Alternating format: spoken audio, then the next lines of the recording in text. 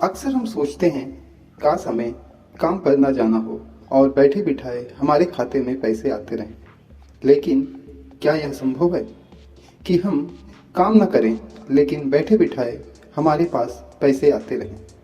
तो आपको बता दें दोस्तों, ऐसा सिर्फ इन्वेस्टमेंट में ही संभव है, क्योंकि एक इन्वेस्टमेंट ही है जो आपके अपने निवेश पर हर महीने पैसे देता रहेगा, चाहे वो बैंक में रख कर ब्याज लेना हो या फिर अपने मकान को किराए पर देकर पैसे कमाना हो। लेकिन दोस्तों, इन सब से अलावा भी एक रास्ता है जहां से आप रेगुलर इनकम कमा सकते हैं बिना किसी झंझट के। लेकिन यहाँ इन्वेस्टमेंट लंबी अवधि के लिए रखना होगा। चलिए अब हम आपको बता देते हैं, वो इनकम है डिविडेंड इनकम। जी हाँ दोस्तों, डिविडेंड है जो आपको बिना कुछ किए रेगुलर बैंक खाते में आपके पैसे आते रहेंगे। डिविडेंड वो इनकम है जो हमारे द्वारा इन्वेस्टमेंट किए गए शेयर के लाभांश के रूप में हमें मिलता रहता है। जो भी कंपनी सालाना तौर पर पैसे कमाती है, उसमें से कुछ हिस्सा वो अपने निवेशकों को डिविडेंड के रूप में बांट देती है।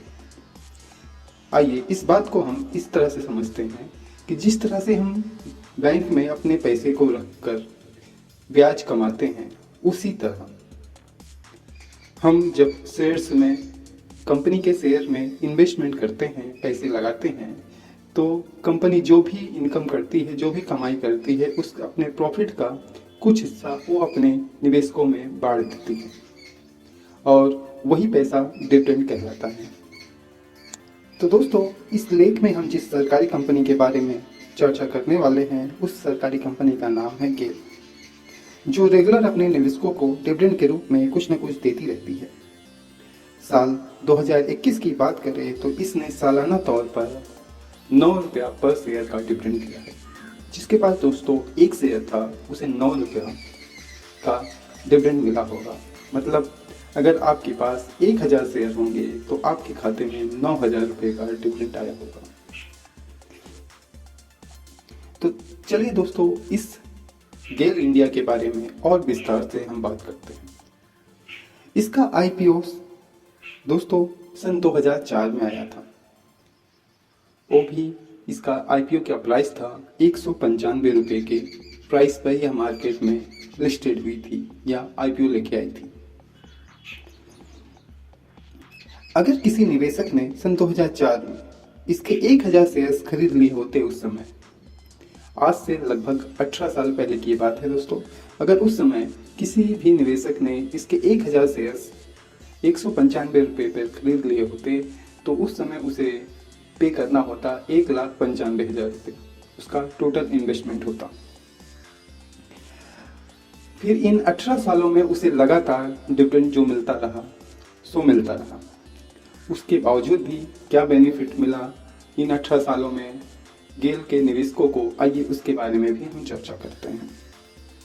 अगर किसी निवेशक ने उस समय 18 साल पहले 1000 शेयर्स खरीदे थे गेल के, आज के दौर में उसके पास कुछ टोटल इन 18 साल बाद कुल टोटल जो शेयर्स बन गए हैं वो बन गए हैं 7998 शेयर्स। लगभग 8000 शेयर्स उसके पास हो गए हैं। तो आप पूछेंगे ये कैसे? ये संभव हो पाया बोनस शेयर के जरिए, क्योंकि लंबी अवधि में कंपनियां अपने निवेशकों को कई बार शेयर भी बांटती हैं बोनस के तौर पर। जैसे आपके पास एक शेयर है तो उस शेयर पे एक शेयर आपको एक्स्ट्रा दे दिया जाता है।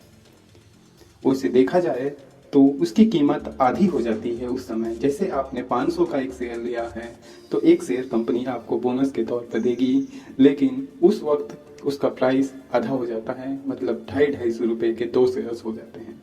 लेकिन दोस्तों, यही 250 के शेयर्स फिर लंबी अवधि में जब भाव में उछाल आता है, तेजी बनती है शेयर में, तो आपका प्राइस और ऊपर भाग जाता है।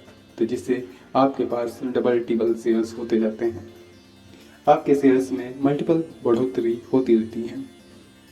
तो इस हिसाब से अगर किसी ने 1000 शेयर्स लिए होते 1,95,000 रुपये के इन्वेस्टमेंट पर उस वक्त 18 साल पहले, तो आज उसके पास लगभग 8000 शेयर्स हो गए हैं, जिसकी कीमत 8 लाख के करीब है। और डिविडेंड की बात करें तो इस 8000 शेयर्स पे उसे डिविडेंड सालाना के तौर पे जो उसके खाते में आता होगा वो लगभग साल 2021 की बात करें तो उस समय 60 से 70 हज़ार रुपये सिर्फ डिविडेंड उसके खाते में आए होते, क्योंकि यह company oil and gas sector में काम करती है, जिसका फ्यूचर देखा जाए तो आने वाले कई वर्षों तक ब्राइट ही रहेगा और इसमें ग्रोथ बनी रहेगी। दूसरी बात करें तो गेल इंडिया हाइड्रोजन बिजनेस में भी इन्वेस्टमेंट करने जा रही है या कर रही है। तो आज भी अगर कोई इसमें इन्वेस्टमेंट करता है लंबी अवधि के लिए तो उसे ज़रूर बहुत ही अच्छा फ़ायदा मिलेगा और वह अपने इन्वेस्टमेंट पर एक अच्छा डिविडेंड भी पा सकेगा और उसके पास ये जो इन्वेस्टमेंट की वैल्यू भी अच्छी होगी। हमने इस वीडियो में चर्चा की कि कैसे 1,95,000 रुपया 18 साल बाद 8 लाख रुपया बन गया, साथ ही उसे सालाना तौर पर एक मोटी रकम डिविडेंड के रूप में भी मिल रही है। तो आप भी इस तरह के निवेशक बनिए और लंबी अवधि में अच्छा खासा इन्वेस्टमेंट करके भूल जाइए इन कंपनियों में, और लंबी अवधि में ही आपको इनके डिविडेंड का फ़ायदा मिल सकेगा अगर आप डिविडेंड से इनकम कमाना चाहते हैं तो। लेकिन एक बात याद रखिए दोस्तों, कभी भी किसी भी शेयर्स में लोन या उधार लेके इन्वेस्टमेंट ना कीजिएगा, अपने ही पैसे लगाइएगा, क्योंकि यहाँ कुछ भी निश्चित नहीं होता। लंबी अवधि में आपको जरूर फ़ायदा मिलेगा, लेकिन छोटी अवधि में आपको नुकसान भी हो सकता है। इसलिए उतना ही पैसे लगाइए जितना कि आप उसे सह सकें या जितना नुकसान आप झेल सकें। तो चलिए हम अपने वीडियो को यहीं पे समाप्त करते हैं। अगले वीडियो में फिर किसी टॉपिक पर चर्चा करेंगे। तब तक के लिए धन्यवाद दोस्तों।